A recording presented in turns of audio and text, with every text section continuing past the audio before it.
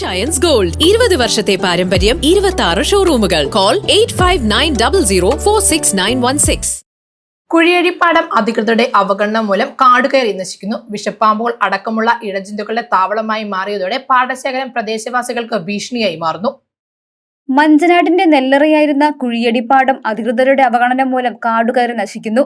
വിഷപ്പാമ്പുകളടക്കമുള്ള ഇഴജന്തുക്കളുടെ താവളമായി മാറിയ പാടശേഖരം പ്രദേശവാസികൾക്കും തൊഴിൽ ചെയ്യുന്നവർക്കും വലിയ ഭീഷണിയായി മാറിയിരിക്കുകയാണ്. പ്രളയത്തിന് മുമ്പ് വരെ കുഴിയടിപ്പാടത്ത് വ്യാപകമായി നെൽകൃഷി നടന്നിരുന്നു. കൃഷിയില്ലാത്ത ഇടങ്ങളിൽ കാലികളെ മേയ്ക്കുന്നതിനും ക്ഷീരകർഷകർ പുല്ലുവെട്ടുന്നതിനുമായും എത്തിയിരുന്നു. എന്നാൽ 2018 പ്രളയത്തിൽ വൻതോതിൽ എക്കലടിഞ്ഞുകൂടിയതും കൃഷിച്ചെലവ് താങ്ങാനാകാതെ വന്നതും കർഷകരെ കൃഷി ഉപേക്ഷിക്കാൻ നിർബന്ധിതരാക്കി. ഭൂമി തരിശായി കിടന്നതോടെ പാഴ്ചെടികൾ വളർന്ന് പ്രദേശം പൂർണ്ണമായും കാടായി മാറുകയായിരുന്നു.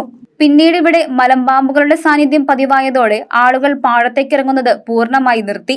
കൊടും ചൂടിലും ഈർപ്പ് നിലനിൽക്കുന്ന ഇവിടെ മലമ്പാമ്പ്, മൂർഖൻ, ശംഖുവരയൻ തുടങ്ങിയ മാരക വിഷമുള്ള പാമ്പുകളുടെ കേന്ദ്രമായി മാറിയിരിക്കുകയാണ്. പാടശേഖരത്തിന്റെ സമീപം താമസിക്കുന്ന കുടുംബങ്ങളും റബ്ബർ തോട്ടത്തിൽ ടാപ്പിങ്ങിനെത്തുന്ന തൊഴിലാളികളും വലിയ ഭയത്തോടെയാണ് പ്രദേശത്തെത്തുന്നത്. സമീപത്തെ വീടുകളിലെ കോഴികളെയും വളർത്തുമൃഗങ്ങളെയും പാമ്പുകൾ പിടികൂടുന്നത് ഇവിടെ നിത്യസംഭവമായി മാറിയിട്ടുണ്ട്.